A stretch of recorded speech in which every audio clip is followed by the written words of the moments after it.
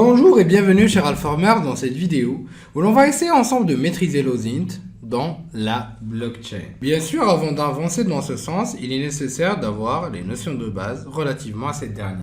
Avec l'introduction du Bitcoin ou l'invention du Bitcoin en 2008, le monde a été introduit et a découvert un nouveau concept qui est en train de révolutionner toute la société. C'est un concept donc, qui va pouvoir avoir un impact conséquent sur chaque type d'industrie et qui n'est pas limité à la finance, mais va pouvoir aller jusqu'aux domaines gouvernementaux, médias, et voire même n'importe quelle activité, quelle qu'elle soit. La révolution par rapport donc, à ce concept-là, qui est la blockchain, a donc déjà commencé où l'on retrouve beaucoup de grandes organisations dans le monde qui ont déjà commencé à pouvoir développer et écrire leur proof of concept exploitant la technologie blockchain qui aujourd'hui a pu montrer qu'elle était assez mature mais aussi révolutionnaire pour ces organismes-là. On va donc pouvoir commencer par les différents composants de la blockchain. Vous me direz, pourquoi ne pas commencer directement par une définition claire et puis donc définir les différents composants? Non, donc j'ai préféré commencer par donc déjà analyser les différents composants de la blockchain, c'est-à-dire composants génériques plus ou moins, et par la suite nous allons ensemble en tirer une claire définition parce qu'il n'y en a pas une seule, parce que ça dépend bien sûr de l'angle donc par rapport auquel donc on va analyser la blockchain. Donc si c'est d'un point de vue donc business, si c'est d'un point de vue technique, donc les définitions vont pouvoir varier selon l'angle de vue et selon le contexte par rapport auquel on va analyser cette blockchain.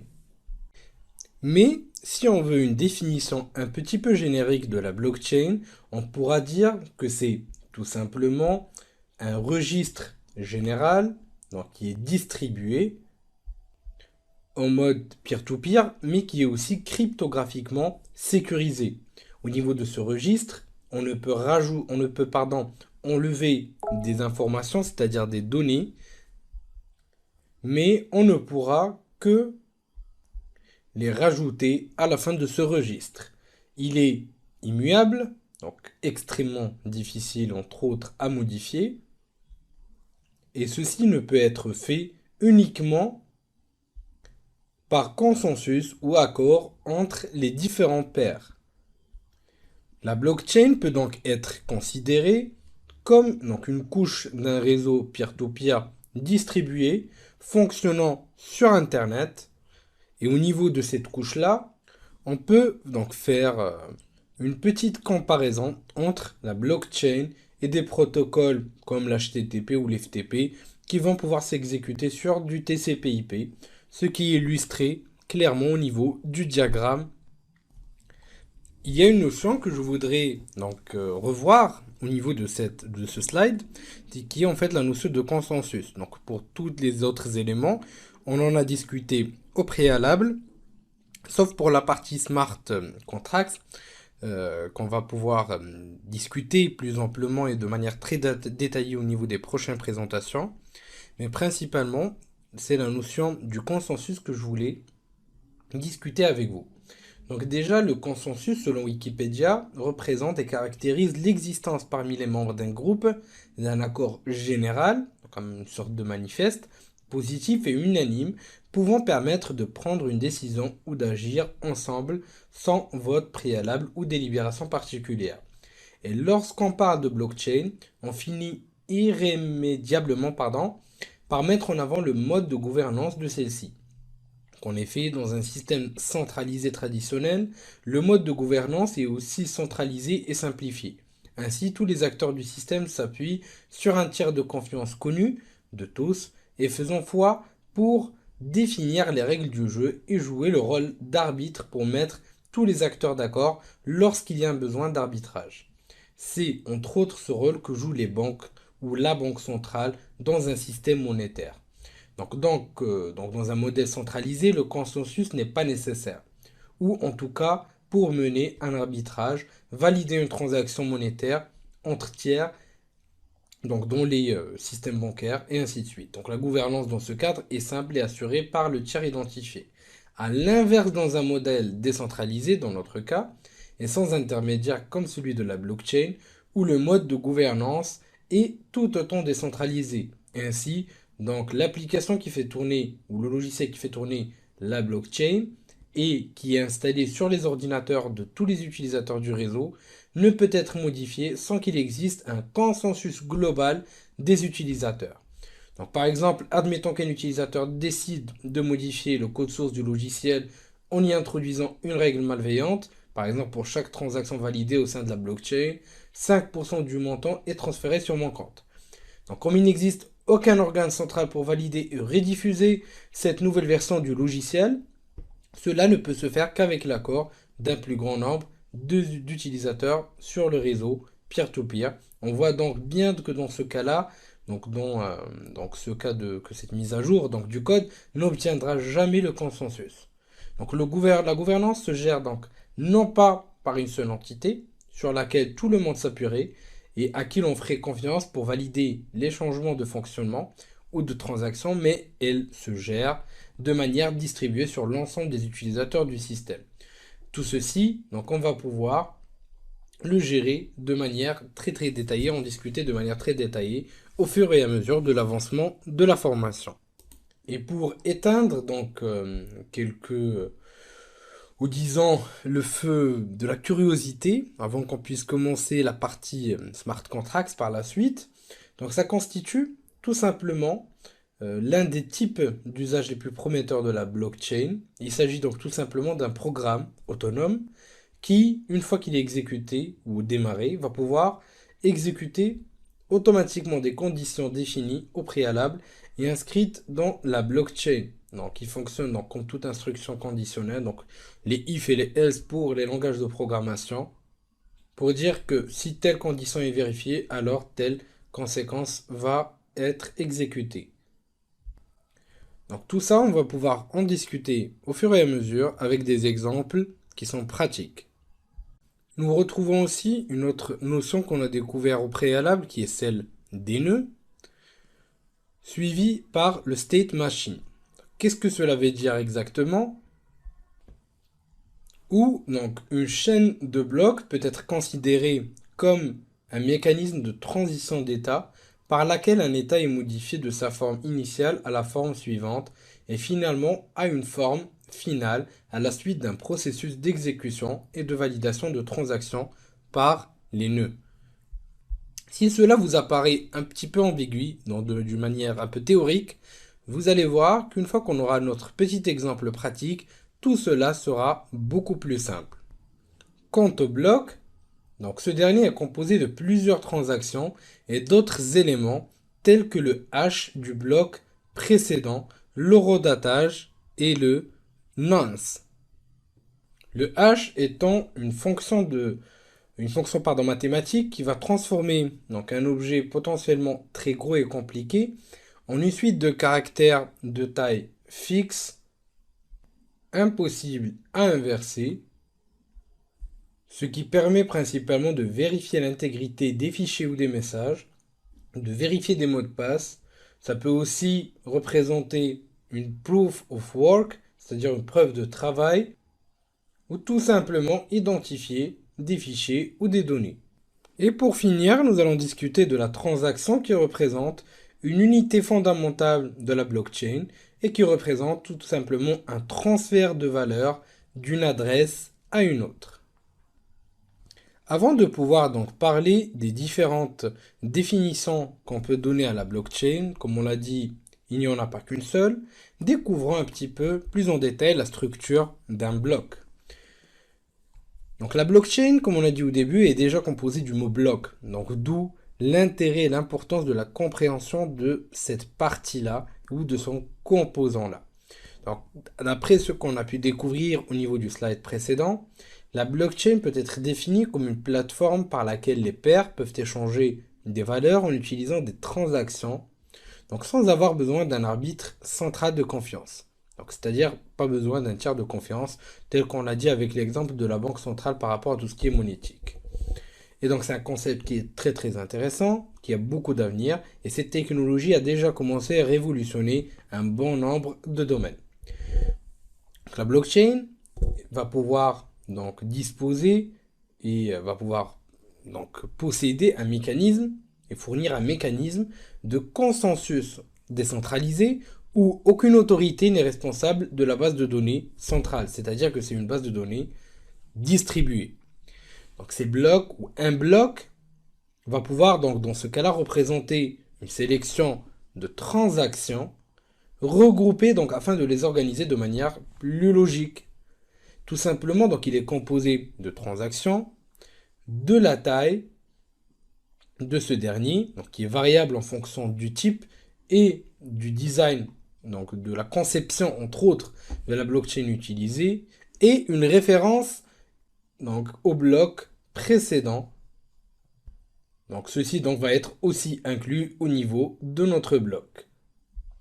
Sauf dans ce cas si c'est le premier bloc qui a été initié au moment du démarrage de la blockchain.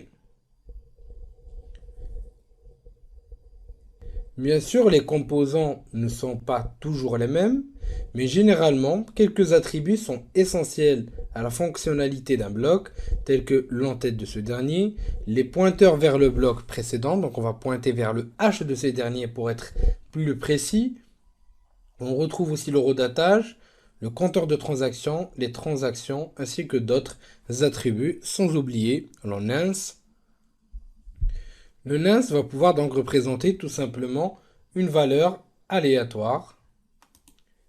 Le nonce, donc comme on a dit, qui va représenter une valeur aléatoire qui va être rajoutée lors du calcul du hash, est donc extrêmement importante, et surtout dans la partie qui va pouvoir concerner le minage, c'est-à-dire donc le mining, pardon. Donc on va pouvoir donc en discuter plus en détail au niveau de cette présentation-là. Mais pour l'instant, il vous suffit de savoir que cela représente tout simplement une valeur aléatoire pour générer le hash. Donc qu'on va pouvoir bien sûr exploiter entre-temps avec le hash du bloc précédent et les transactions non enregistrées.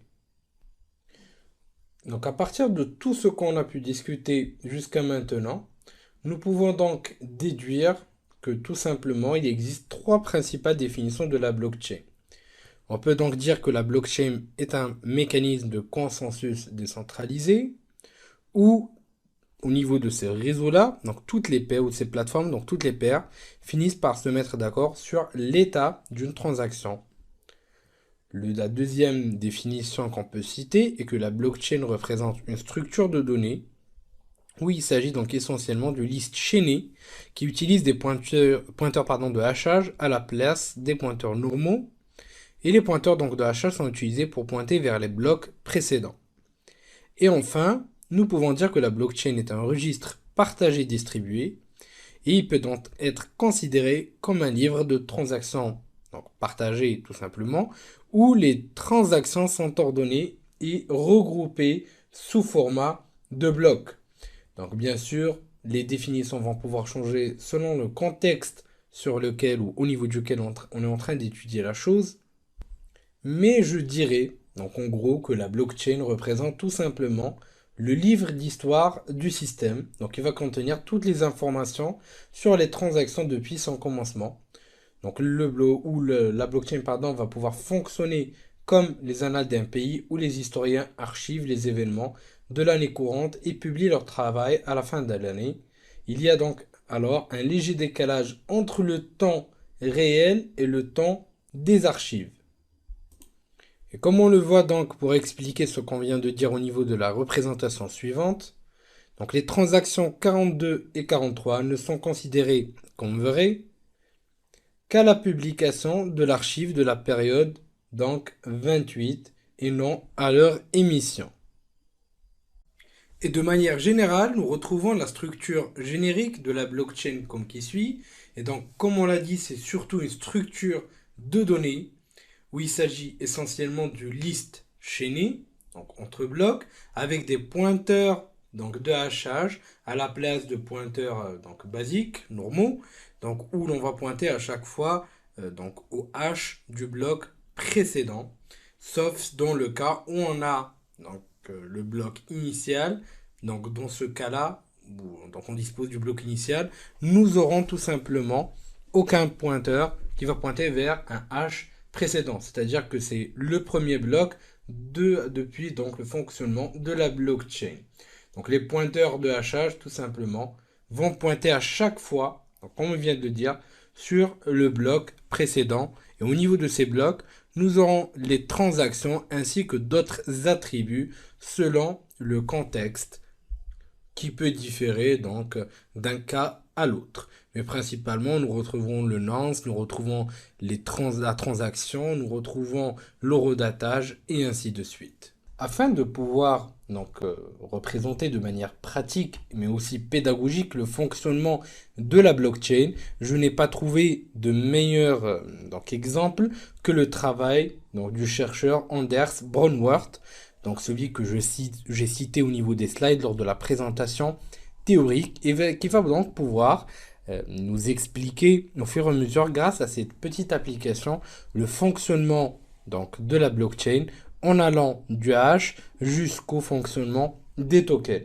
Nous allons donc de notre côté aussi pouvoir aller donc étape par étape, donc afin de bien comprendre ce qu'on a pu découvrir au niveau de la partie théorique. Donc tout d'abord, nous avons utilisé ou découvert la notion de hash. Donc, comme on a dit, le hash était une empreinte unique à taille fixe qui va pouvoir être générée à partir d'un input qui est notre data dans ce cas-là. Donc ça peut être n'importe quel type de données. Le hash va donc changer donc au fur et à mesure du changement de la data qu'il est censé calculer. Et c'est une notion qui est très importante à comprendre et c'est une notion aussi qui est très intéressante dans le contexte de la blockchain et des crypto-monnaies. Ce hash va donc nous permettre de pouvoir tout simplement calculer l'authenticité et l'intégrité du message. L'algorithme qui va donc nous permettre de contrôler l'authenticité des messages est tout simplement le hash, comme on vient de le citer et de le comprendre, à savoir que l'algorithme qui va nous permettre d'effectuer ceci est principalement du SHA-256. Donc maintenant que nous avons compris et essayer de pouvoir redécouvrir la notion du hash. Donc nous voyons que quelle que soit donc, la longueur de la chaîne entrée, la sortie va pouvoir être donc, la même. Nous allons passer à la deuxième étape, c'est-à-dire de comprendre les éléments d'un bloc. Donc comme vous pouvez le voir, nous disposons ici du premier bloc, donc du bloc numéro 1, avec un numéro aléatoire qui va être de 72 608. Donc la zone donnée est vide et nous avons le petit bloc en vert, c'est-à-dire que c'est un bloc valide. Et nous remarquons en fait qu'au niveau du hash, donc ça commence avec 4 zéros. C'est-à-dire que pour que ce bloc soit vérifié et correct, c'est la combinaison entre tous les éléments du bloc qui va pouvoir générer un hash. Et donc ce hash, sa structure, c'est ce qui va définir si ce bloc donc va pouvoir être valide ou pas. Donc, comme on l'a cité, donc tout simplement, l'algorithme de hachage va mélanger les données et il va arriver en fait au hash de sortie qui va être généré. Donc le hash doit obligatoirement commencer par 4 zéros, donc dans ce cas-là, afin que le bloc soit valide. Si vous le remarquez, si on change juste la data, regardez le hash qui va changer et le bloc qui va devenir en rouge, c'est-à-dire que c'est un bloc non valide. Donc la complication vient du fait que ce mélange est irréversible. Donc il est impossible de partir du nombre d'arrivées pour remonter aux données et d'arriver donc sans faire énormément de suppositions aléatoires. Or, donc c'est exactement ce que font les mineurs. Donc il insère donc dans cette fonction de nombreux chiffres de sortie jusqu'à que le chiffre d'entrée correspond à certains critères. C'est-à-dire que notre hash, dans ce cas-là, commence par 4 zéros. Et donc, le miner donc va essayer de pouvoir générer des nombres aléatoires jusqu'à tomber dans la bonne structure. Donc nous allons donc essayer de voir cela et regarder. Le bon nombre est donc 22 821, donc combiné à la data qui va nous générer une structure correcte. Et encore, si je rechange, ça sera exactement la même chose au fur et à mesure. Voilà. Tout ça, on va pouvoir le comprendre encore mieux quand on va passer à la partie crypto-monnaie. Maintenant qu'on a compris ce qu'est la structure d'un bloc, allons découvrir celle de la blockchain. Donc, comme on a dit au niveau de la blockchain, ceci représente tout simplement une structure de données, donc une structure de blocs. Donc, c'est une liste chaînée de blocs, entre autres, qui utilise des pointeurs de hachage pour pointer, donc vous reverrez ici, sur le hash du bloc précédent. Vous remarquerez que c'est exactement la même chose ici. Et ça continue pour l'ensemble des autres hashes tout simplement. Maintenant, regardez, si on essaie de modifier, donc disons la data au niveau du bloc numéro 2 ou 3, ça nous fera moins de travail. Donc, voilà. Je vais essayer de mettre quelque chose comme ça ou simplement la forme. Vous remarquerez qu'à partir de là, tous les blocs ne sont plus valides qui viennent après en fait le troisième bloc, c'est-à-dire à partir duquel donc on a un calcul au niveau du hash précédent. Donc la structure donc du hash a bel et bien changé, c'est-à-dire qu'on n'a plus les petits 4 zéros au début de notre hash, donc la structure n'est pas correcte, et c'est-à-dire qu'on doit miner, je répète, pour trouver la valeur aléatoire, donc le nonce, qui va correspondre au fait de pouvoir générer une structure de hash correcte. Donc, et comme vous pouvez le voir, c'est de là où vient la plupart du temps la difficulté. Et il faudra donc continuer à effectuer ce minage pour trouver les bonnes valeurs nonce au niveau de tous les blocs qui vont suivre le changement. Donc, et si vous remarquez, si on le fait ici, ça sera juste le bloc 5 qui va changer. Donc, il faudra reminer les deux. Et ça demande vraiment beaucoup de puissance pour pouvoir recalculer le tout. À savoir que ici, c'est un exemple qui est beaucoup plus pédagogique. Mais vous verrez une fois qu'on aura, qu'on va passer à la partie où l'on va pouvoir par exemple développer notre propre crypto-monnaie, où on va passer dans la partie où on va pouvoir vraiment analyser les tokens, comment ça se passe exactement, etc., etc. Vous verrez que c'est un petit peu plus compliqué et que ça demande vraiment de la puissance de calcul et du temps surtout. Mais le plus important, c'est de pouvoir comprendre ces notions de base afin de bien pouvoir vous lancer par la suite. Et donc, je le répète et je le souligne, donc en minant, nous arrivons à pouvoir trouver le nonce, c'est-à-dire la valeur aléatoire qui va pouvoir nous aider à générer un hash selon donc la structure qui est acceptée donc pour valider le bloc. La notion de mining donc va pouvoir être définie beaucoup plus en détail et donc approfondie au niveau donc des prochaines présentations. Si vous avez réussi à récupérer l'identifiant d'une transaction ou encore d'un wallet, ou le nom d'un service ou autre, vous pouvez tout simplement utiliser des plateformes publiques comme Wallet Explorer, comme par exemple ce dernier, pour pouvoir récupérer des informations susceptibles d'être exploitées, notamment les différentes transactions qui ont été effectuées, là vous avez les identifiants, et le montant des transactions concrètement par date. Et bien sûr, ça vous donne aussi une petite idée par rapport aux différentes plateformes où est hébergé le wallet. Donc bien sûr, par la suite, vous pouvez afficher les différentes informations relatives aux transactions. Donc là, cette transaction fait partie de ce wallet-là qu'on est en train de voir.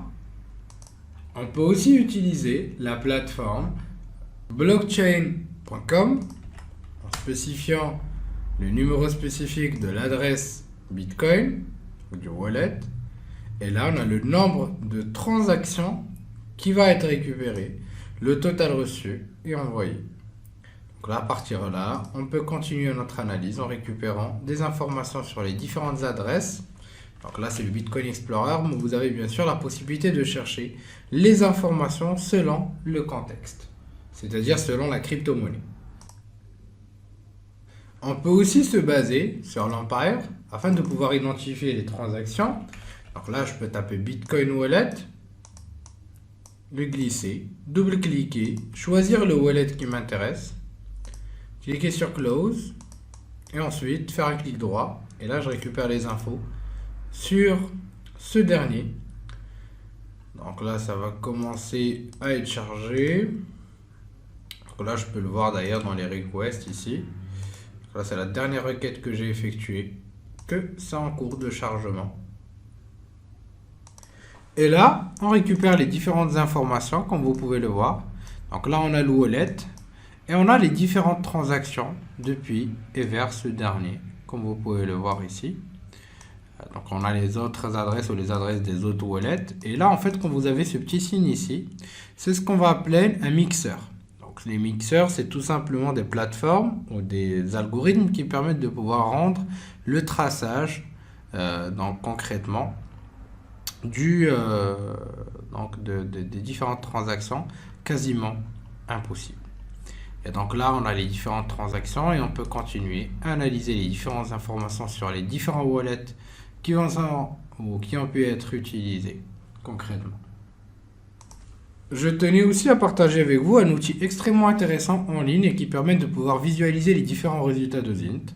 Et il permet simplement de rajouter des nœuds comme ceci.